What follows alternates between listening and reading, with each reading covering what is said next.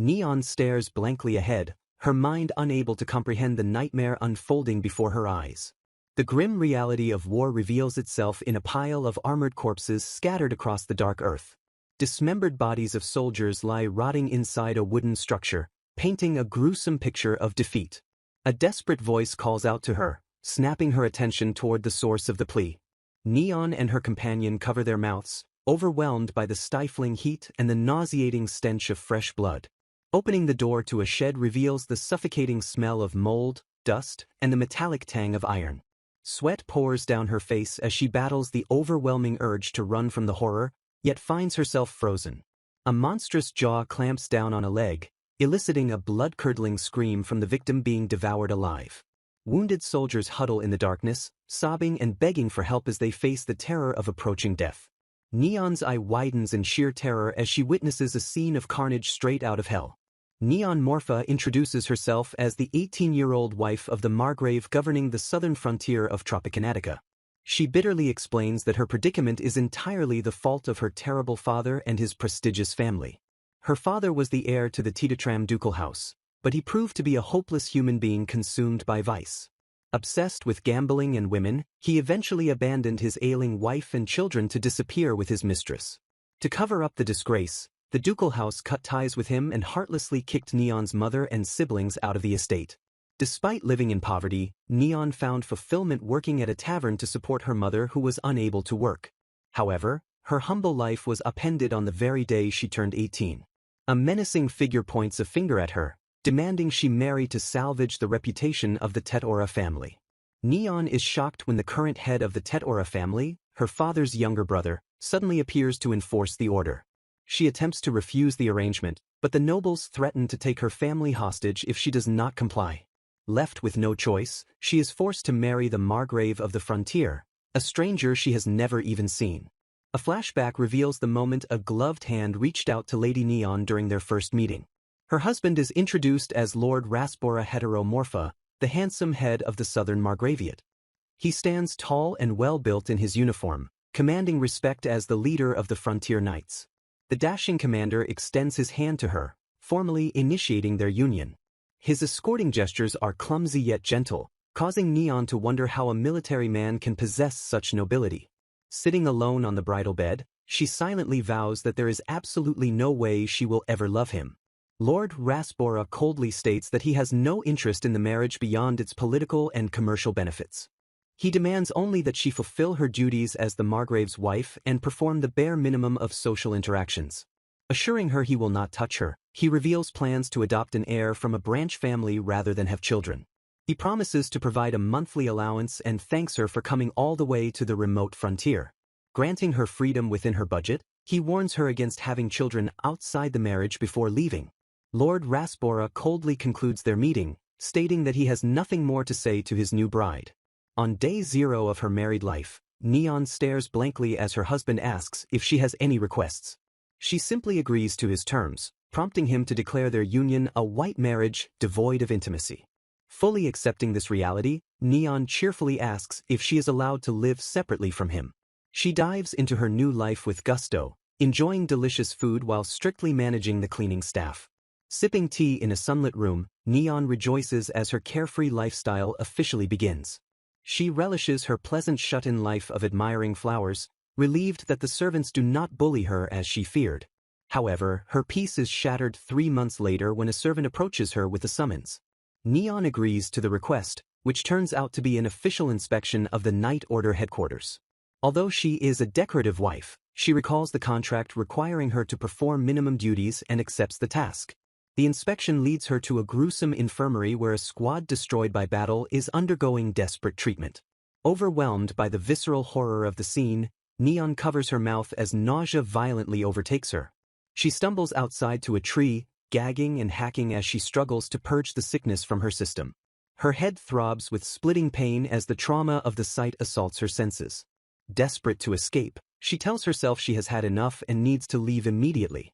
A sharp internal voice commands her to pull herself together, fighting against the urge to flee. As she questions if it is okay to run away, a sudden voice interrupts her panic asking who is there. Neon freezes, realizing she knows and remembers this voice from deep within her memories.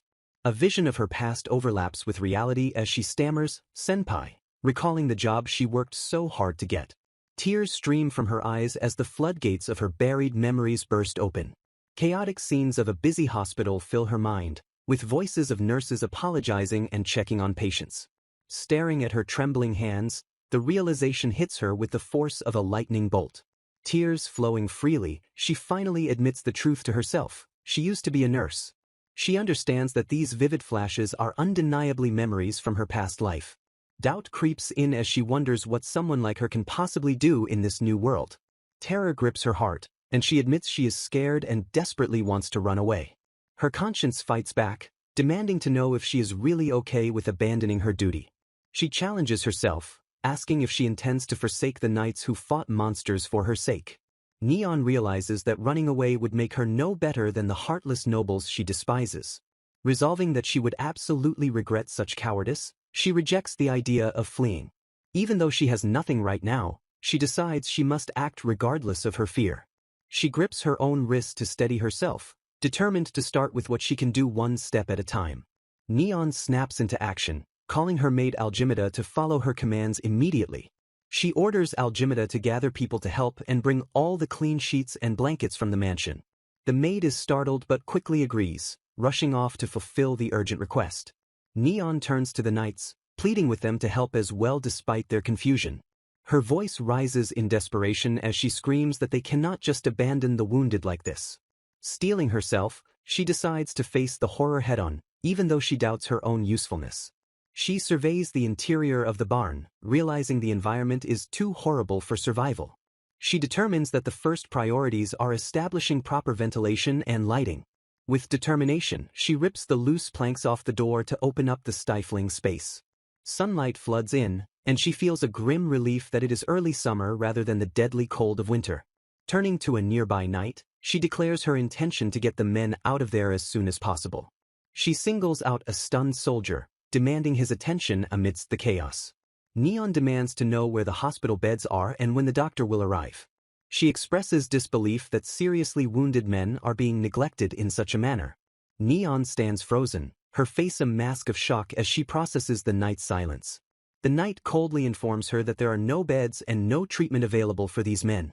He explains that their orders were simply to observe the condition of the dying soldiers. Neon stares at him in horror, asking if he is sane, to which he simply replies yes. She furiously questions what kind of superior officer would abandon their injured subordinates. Her anger boils over as she rails against the nerve of those who would discard men who fought so hard. Catching herself, she realizes that getting angry will not save anyone and forces herself to calm down. She takes a breath, silencing her rage to focus entirely on the task at hand. With renewed resolve, she tells herself that she must do something to save them. Assessing the hut, she concludes it is far too unsanitary for even emergency treatment. She decides she must move the injured to a clean location immediately. Looking around for materials, she warns herself not to move the wounded recklessly. Her eyes land on the door panel she removed earlier, realizing it could serve a purpose. She asks the knight if there is more wood of that size available nearby. As she issues commands, her maid returns, interrupting the conversation. Algimida reports that she has successfully borrowed sheets from the knight's order. Neon thanks her profusely, grateful for the quick assistance. She explains her plan to use the sheets and boards to create makeshift stretchers.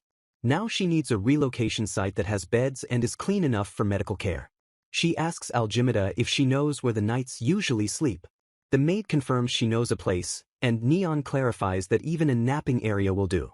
Algimida looks hesitant, nervous about suggesting the location to her mistress. She reveals there is a barracks nearby used by knights on night duty. The maid points out that the building is conveniently located right next door. Neon feels the weight of leaving the wounded but knows speed is essential. She commands the stunned knight to take her to the barracks immediately. Neon instructs Algimida to have the knights gather sturdy planks and prepare the stretchers. The scene shifts to the exterior of a sturdy stone building, the barracks where Neon will make her stand. Rows of empty wooden beds fill the silent room, waiting to receive the influx of wounded soldiers. Neon calculates the capacity, estimating that 10 beds arranged in 3 rows will be plenty for their immediate needs. She assesses that while the space is a bit cramped, The environment is good and sufficiently close to the aid station to serve as a relief facility. With the logistics settled in her mind, she exclaims her readiness to put the plan into action. Though she fears being scolded by her husband, she steels herself to stand by the location she chose. Taking a deep breath, she steps forward to confront the gathering men with newfound resolve. She loudly declares her identity as Neon Morpha of the southern border Marquis household. She further establishes her authority by stating she is the wife of Raspora Heteromorpha, the commander of the Night Order.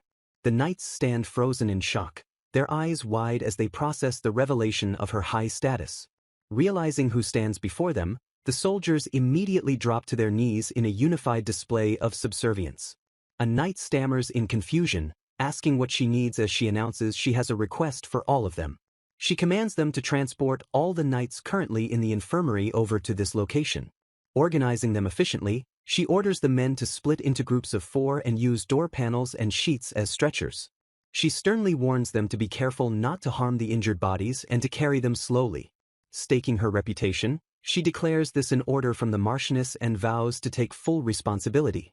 Neon directs the triage, instructing that severely injured individuals be placed in the beds near the entrance. She orders that those who are conscious or have lighter injuries should be moved to the beds further inside. The room bustles with activity as the knights diligently carry the wounded to their assigned beds.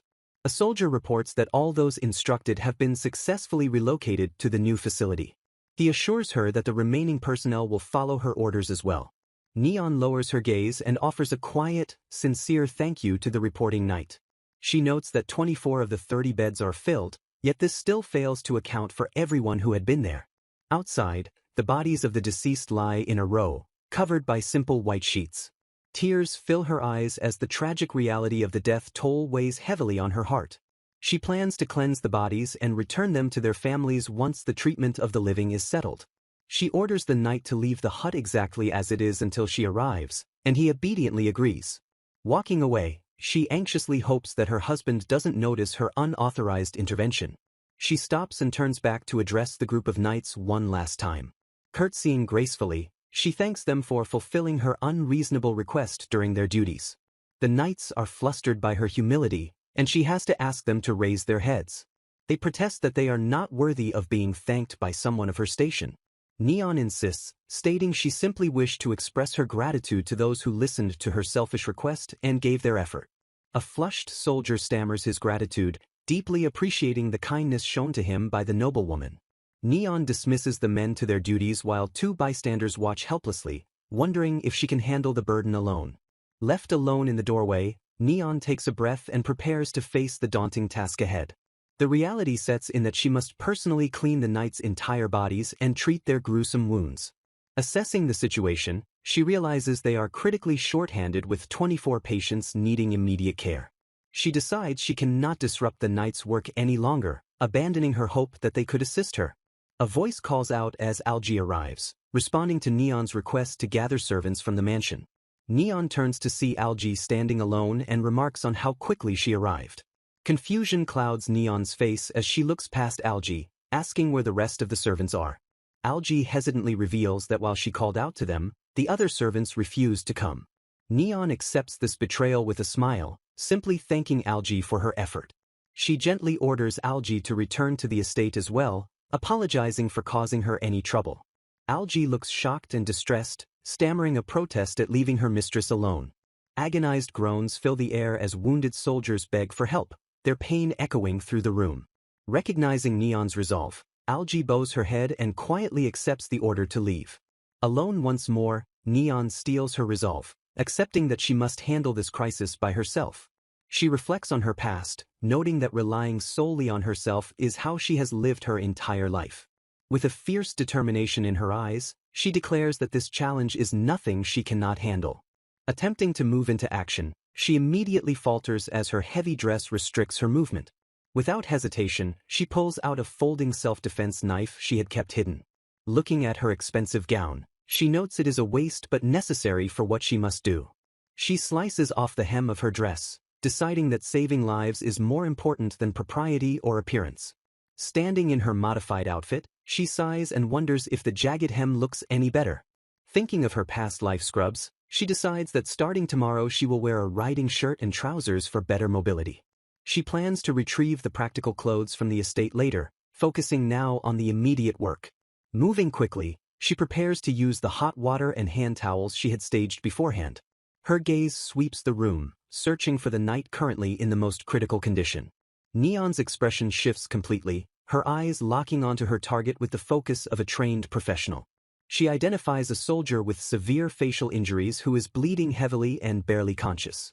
The soldier lies motionless, his breath shallow as he clings to life amidst the carnage. Neon clenches her fist, revealing she has already organized the chaos by assigning beds based on injury severity. She begins the process of triage, a method used in large-scale disasters to prioritize treatment based on urgency.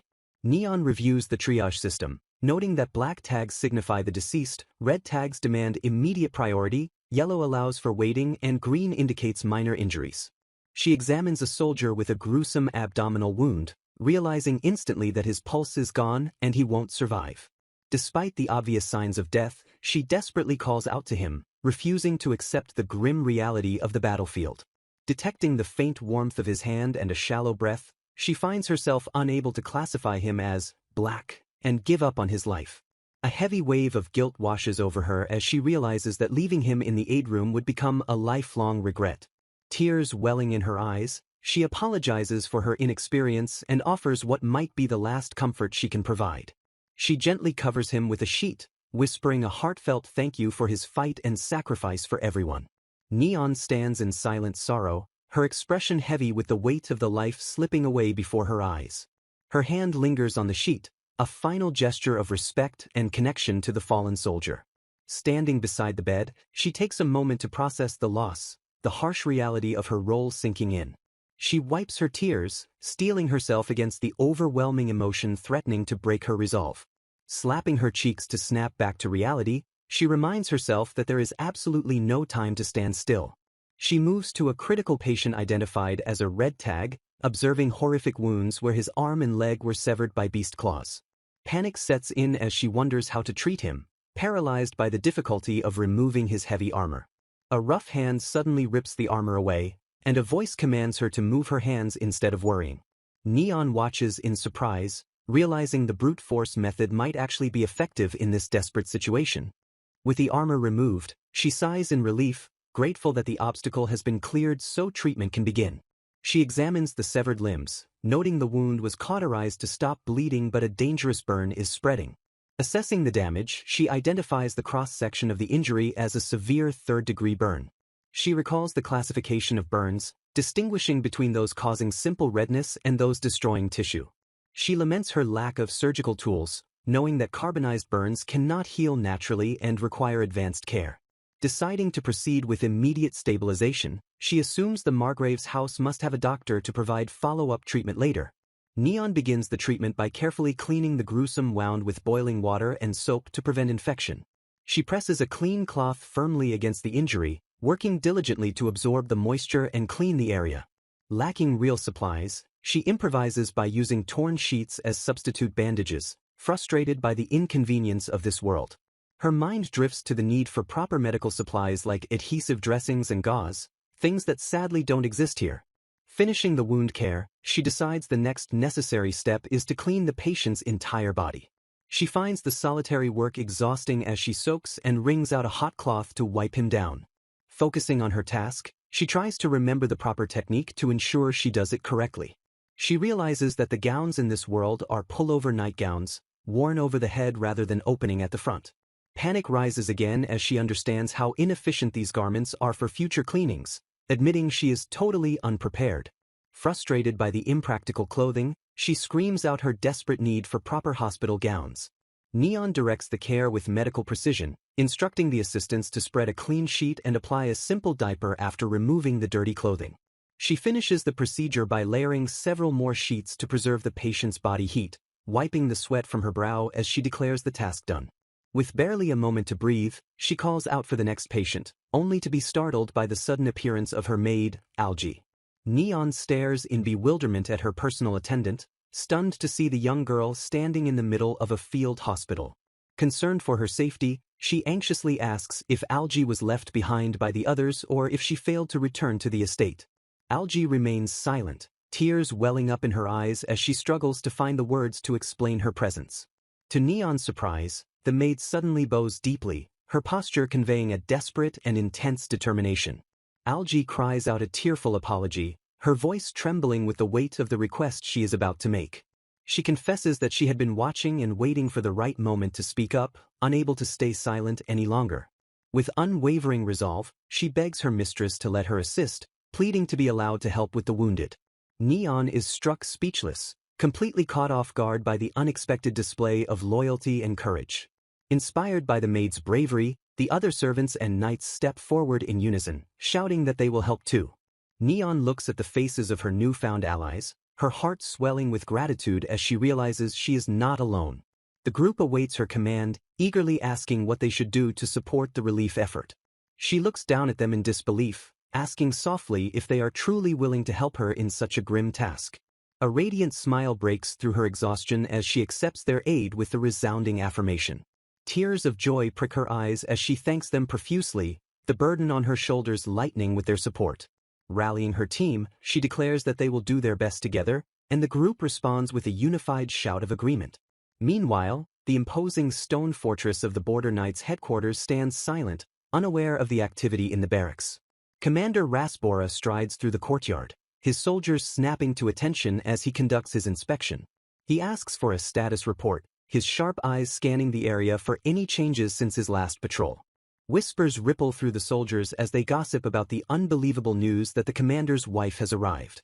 Rasbora halts in his tracks as he overhears the report that his wife is personally nursing the wounded in the night shift barracks. Confronted by the tragedy before her eyes, she recalls her past life as a nurse but feels overwhelmed by the mountain of problems piling up. Taking charge of the situation, she grabs a basin and declares she will clean the wounds and wipe down the unconscious and severely injured soldiers. She turns to Algie and instructs the maid to handle the outside rounds, momentarily forgetting that her modern medical terminology might not translate here. Algie freezes in confusion, repeating the unfamiliar term outside rounds with a bewildered expression. A silence hangs between them as the madam smiles expectantly while Algie struggles to comprehend the order. Realizing the disconnect, the madam pauses as Algie timidly asks what exactly would be appropriate for her to do in this role. Algie bows deeply in shame, apologizing profusely for her lack of knowledge, but the madam quickly tells her to raise her head. Internally berating herself, the madam realizes she is the idiot for expecting a local to understand professional medical abbreviations and rules. She gently reassures Algie, taking full responsibility for the confusion by admitting she failed to explain the task properly. Recognizing Algie's potential as a promising newcomer who volunteered to help, she resolves to guide her correctly. Reflecting on her past life where she dodged training newbies yet ended up a veteran responsible for them, she vows not to repeat her lazy habits. She adopts a teaching persona, deciding to break down the explanation clearly and precisely so it is easy to understand. Starting with the basics, she instructs Algie to take 4 new sheets and 4 blankets from the supply pile.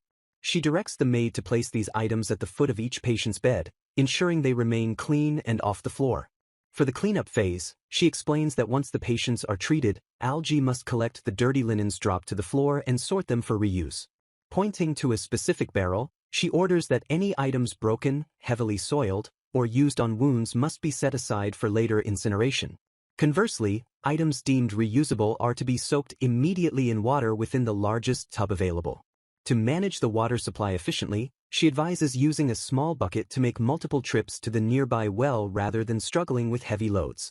She issues a critical safety warning, emphasizing that Algie must strictly avoid direct contact with blood, dirt, or monster bodily fluids. Algie snaps to attention, acknowledging the orders with a firm and confident confirmation. Satisfied that her team is ready, the madam smiles, grateful that the communication barrier has been bridged. Turning her attention to the 2 male soldiers standing by, she declares that they are next in line for assignment. She formally asks for their names, thanking them in advance for their cooperation in this emergency. The taller soldier introduces himself as Lamino Stedera, while his companion identifies as Enz Lufish.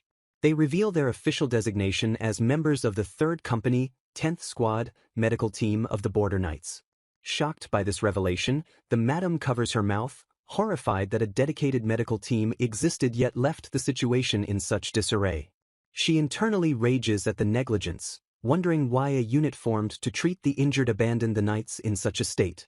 Forcing herself to regain composure, she decides that now is not the time to interrogate them about their past failures. She looks over the two men, analyzing their capabilities to assign them the most effective roles. Observing Lamino Stedera, she notes his physical strength and determines he is well suited for manual labor. Assessing Enz Lufish, she perceives him as the dexterous type who might handle more delicate tasks. Assigning duties based on their strengths, she orders Lord Stedera to assist her directly with the patients. Neon instructs Lord Lufish to proceed with removing the armor from the lightly injured knights who are still conscious. To her surprise, Lufish declares that he will personally handle the seriously injured Mr. Stella instead. Neon eagerly agrees, and the group rallies with a shout to get started on the urgent treatments. However, Lufish pauses to ask what exactly she means by assist, unsure of his role in the medical procedure. She explains that she needs him to support the knight's body according to her instructions so she can clean the wounds. Directing him with authority, she orders him to stand on the opposite side of the bed to balance the weight. Lufish hesitates, fumbling with the armor's fastenings as he tries to remember how they connect. He struggles with a stubborn piece, perplexed as to why the plating refuses to detach from the patient. Neon steps in, pointing out a hidden string that holds the mechanism together, instantly solving the problem. Lufish thanks her, admitting somewhat sheepishly that he doesn't fully understand the armor's structure despite being a knight. Neon brightly asks him to remove it if he doesn't mind, and he agrees to the task with renewed focus. She watches him work, mentally praising his efficiency and noting that he lives up to the reputation of a knight. Turning her attention to the wider group, she calls Lord Lufish and another soldier over for a brief lesson. She announces that she wants both of them to be capable of treating minor wounds independently. Commanding their full attention, she instructs them to watch closely as she demonstrates how to clean and disinfect. The men bow respectfully, thanking her for the guidance as they prepare to learn the necessary skills. She begins the demonstration by stating the first step is to carefully remove the patient's soiled clothes. She explains that if an arm or leg is injured, one must always remove the sleeve from the uninjured side first. Demonstrating the technique, she pushes the removed fabric underneath the patient's back to clear it.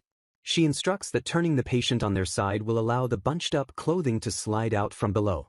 Once the patient is turned, she pulls the clothing free from the other side to complete the removal. She notes that for the lower body, they can slide the pants off one side at a time to minimize movement. Assigning the two men to handle the minor wounds, she declares that she will now demonstrate wound treatment. She prepares a hand towel soaked in hot water between 45 and 50 degrees Celsius, warning that it is quite hot. Using plenty of water, she washes off the dirt and dried blood surrounding the injury to clear the area.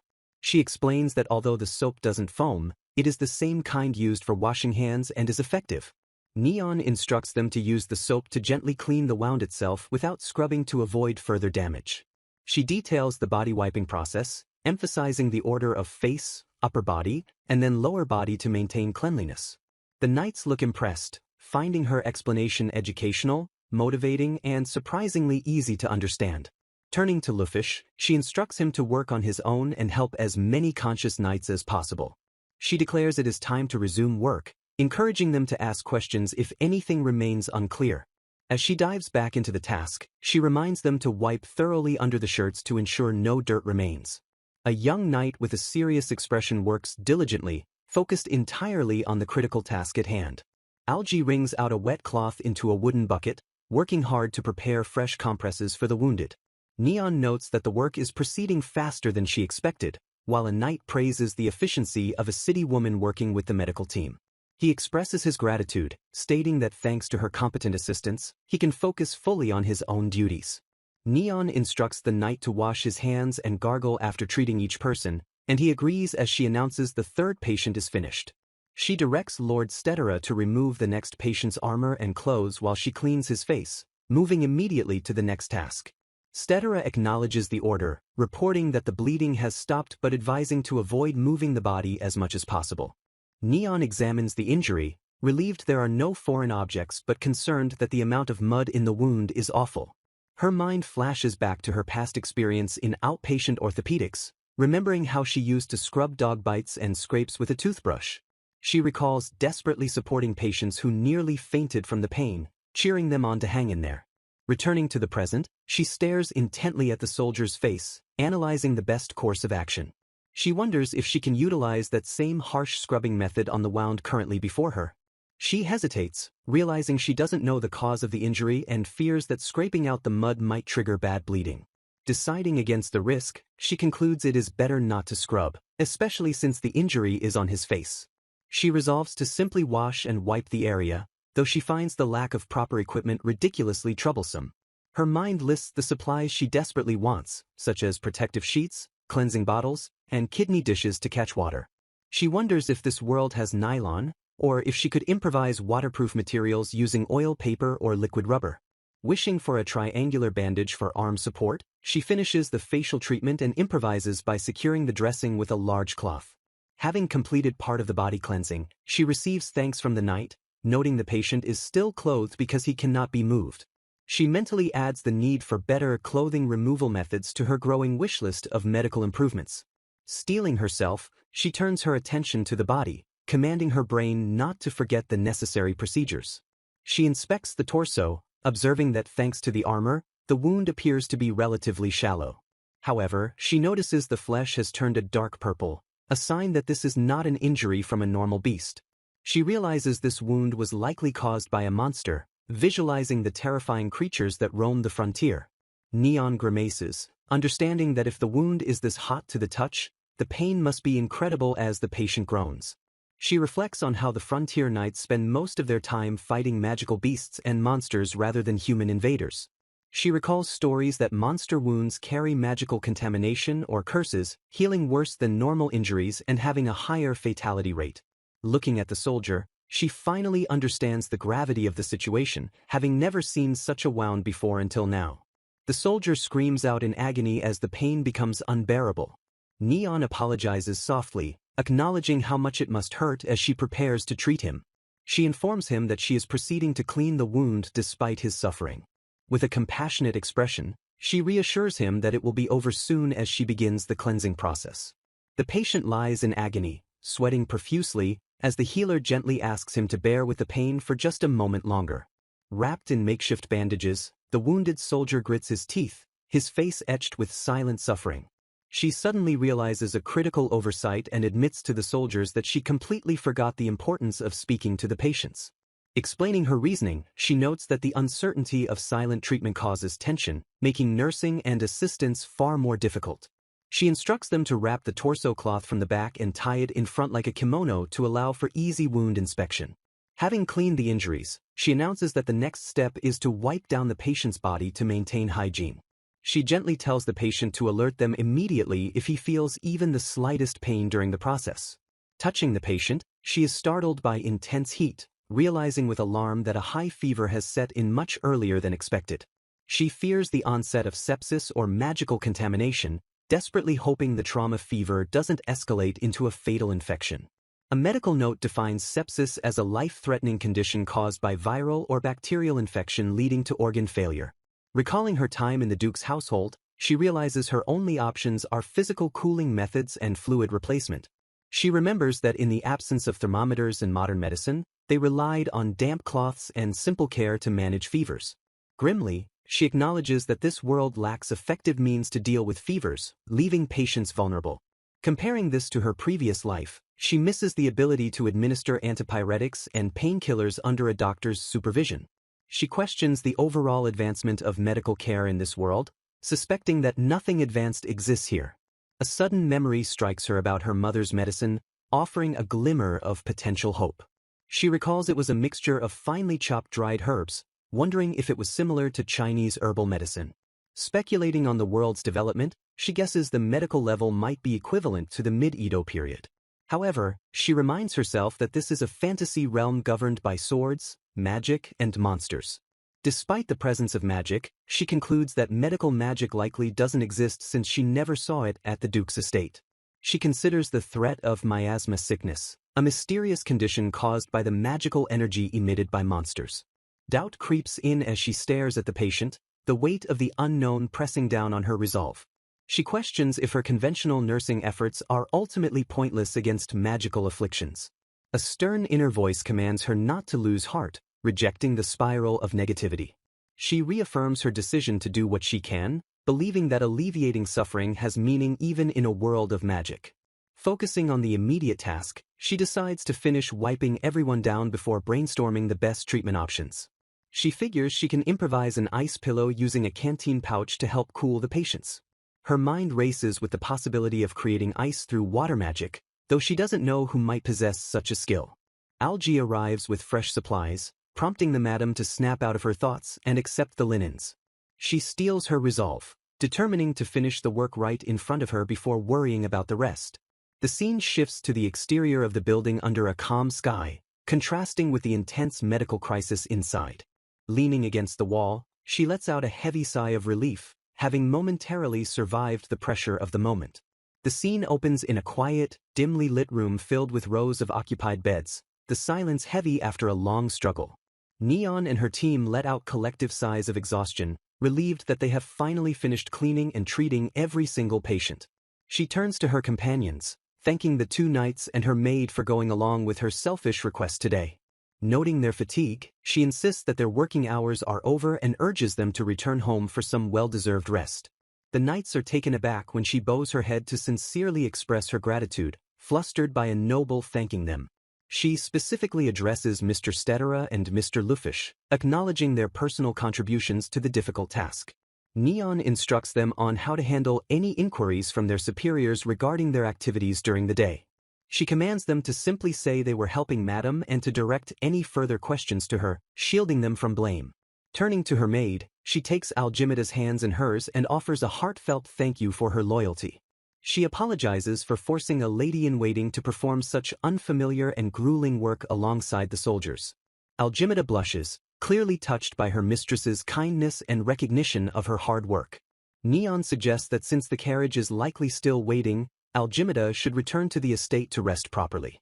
The maid vehemently refuses, declaring that no thanks are needed and she will do anything if it is Neon's order.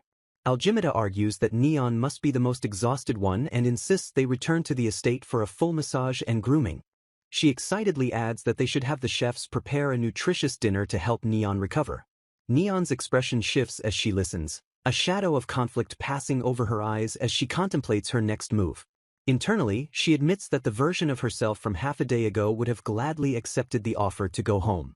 She realizes that her past self would have run back to the comfort of the mansion and never returned to this grim place. With a steeled expression, she cuts through her maid's suggestions by firmly calling out her name. Neon declares with absolute finality that she will not be leaving and intends to stay right where she is. She reasons that since she has already involved herself in the situation, she cannot simply walk away now. Algimida gasps in shock as Neon asserts that she must take full responsibility for the actions she has taken here. She announces her plan to stay the night and personally oversee the care of the wounded soldiers. Neon explains that the soldiers' suffering will worsen at night due to fever, pain, and the terrifying onset of nocturnal delirium. She points out that some men are in critical condition and their battle for survival is far from over. Emphasizing the urgency, she notes that tonight marks the critical first 24 hours since their injuries. She lists the necessary tasks: close observation, cooling down fevers, and ensuring everyone stays hydrated to prevent death. Turning back to her maid, she issues a direct order for Algie to return to the mansion immediately. She requests that Algie send someone back with her riding shirt, trousers, and a simple meal of bread and fruit water. The knights and Algie protest in unison, horrified that the Marchioness would stay in such a place without her husband's approval. Neon laughs off their concerns about hygiene, stating that skipping a bath for a night or two is trivial compared to the crisis. Addressing the lack of accommodations, she points out that there are plenty of vacant beds available for her to use. She assures them the building is secure with locked doors and promises to take full responsibility if anything happens. To further ease their minds, she mentions that the night duty knights are close enough to hear if she raises her voice. She tries to convince herself she is fine, though a sudden realization begins to dawn on her face. A blank look of horror takes over as she stares into the distance, her mind connecting the dots. Her eyes widen in panic as the implications of her location suddenly crash down on her. She realizes with dread that this building is actually the designated nap room for the knights on night duty. Neon twitches with anxiety, screaming internally that this is a very bad situation. She frantically asks the knights if the vice-captain is still around, realizing she has displaced the night shift. As she wonders if there is another place for them to sleep, a voice cuts in demanding an explanation for the events. Panic consumes her as she realizes this is the price she pays for acting without thinking things through.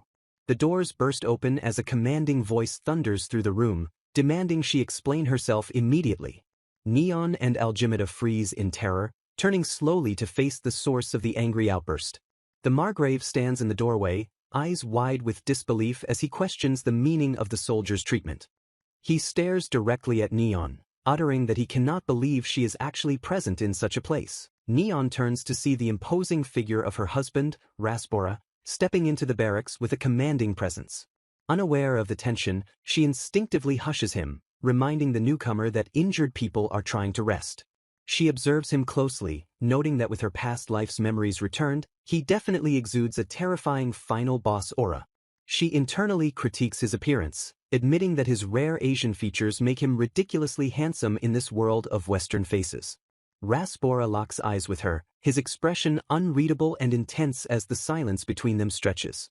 Neon notices the group behind him, spotting high-ranking officers and even a priest standing in formation. The scene reminds her of a grand professor making hospital rounds, dragging subordinates along in his wake. Whispers ripple through the knights as they realize she actually came to such a place, disbelief coloring their faces. The officers stare in shock, their composure cracking at the unexpected situation unfolding before them. In a flash, the knights drop to their knees, bowing their heads in a synchronized display of absolute submission. Neon stares at the man before her, struck by a sudden doubt as she wonders if this intimidating figure is truly her husband. She realizes with a jolt that perhaps he wasn't informed of her visit today, explaining his piercing gaze. A knight attempts to intervene, stammering out a desperate plea for the commander to wait.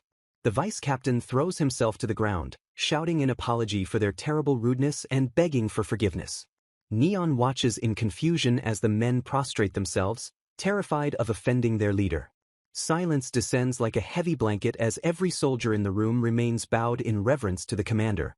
She finds the atmosphere incredibly strange, unsettling, and far too intense for a simple inspection. Raspora remains silent, his cold gaze sweeping over the injured knights without a hint of emotion. She resolves that her first move must be to apologize for acting on her own authority before questioning him. Curtsying elegantly, she greets him with a polite and steady, "Good day to you, my dear husband." She apologizes for visiting the barracks while he was away, keeping her tone formal and respectful. He calls her name with a sharp edge, asking why she is here of all places. Raspora demands to know what this situation is, his eyes scanning the makeshift infirmary with displeasure.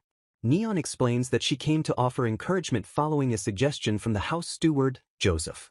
She adds that the head maid also prepared baked sweets for the knights to lift their spirits. Internally, she suspects that Joseph might have kept this visit a secret from Raspora on purpose. She mentions that the vice-captain greeted her and showed her around, thanking him for his earlier help. Raspora cuts her off with a single icy word, and Neon forces a bright smile, responding with a questioning, "Yes," to deflect his intensity. She feels the pressure of his glare, thinking that he is radiating a strange and terrifying vibe. Panic sets in as she wonders if he expects her to understand something without him saying it, noting they have barely met. Unwilling to play guessing games, she asks him directly what he means by that cryptic question. Raspora confronts Neon with a scowl, criticizing her lack of explanation and demanding to know the true meaning of the scene before him. Neon feigns ignorance with a cool expression, stating that she does not understand what he implies by asking what this is about. He presses harder, his voice rising as he shouts to know why she acted on her own to perform such an unnecessary task. Deflecting his anger, Neon calmly addresses him as her dear husband and claims she actually has a matter to consult him about. Raspora ignores her attempt to pivot, yelling once more to demand why she engaged in such needless behavior when he gave specific orders. He gestures furiously around the room, screaming that this building is a barracks meant specifically for night watchmen to rest their bodies. His voice drips with disdain as he demands to know by what right she filled the space with useless, injured soldiers. Neon's mouth twitches in a silent, "Huh?" as the insult lands, the sheer weight of his callous words hanging in the air.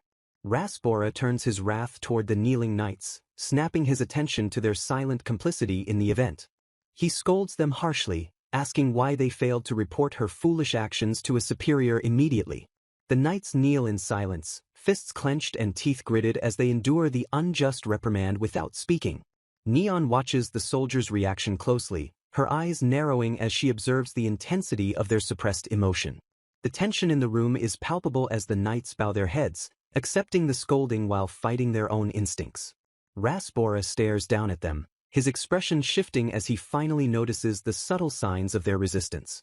He observes the grinding of their teeth, realizing that their silence is not born of submission but of immense restraint. He recognizes the sound of voices they are struggling to suppress, sensing the volatile energy bubbling beneath their discipline. A realization strikes him that they are not trembling with fear of his rank, but vibrating with intense, barely contained anger. Neon observes him realizing this, inwardly confirming that she shares their rage and understands exactly how they feel. She thinks to herself that their anger isn't because her actions were branded as foolish by the Margrave. The true source of their fury is the insult he levied against their comrades by calling them useless injured soldiers. Rasbora breaks the silence with a challenge, ordering them to speak their minds if they have something to say. A heavy, suffocating silence stretches between them as the knights struggle to hold back their words against their commander. Neon breaks the tension with a small, confident smile, deciding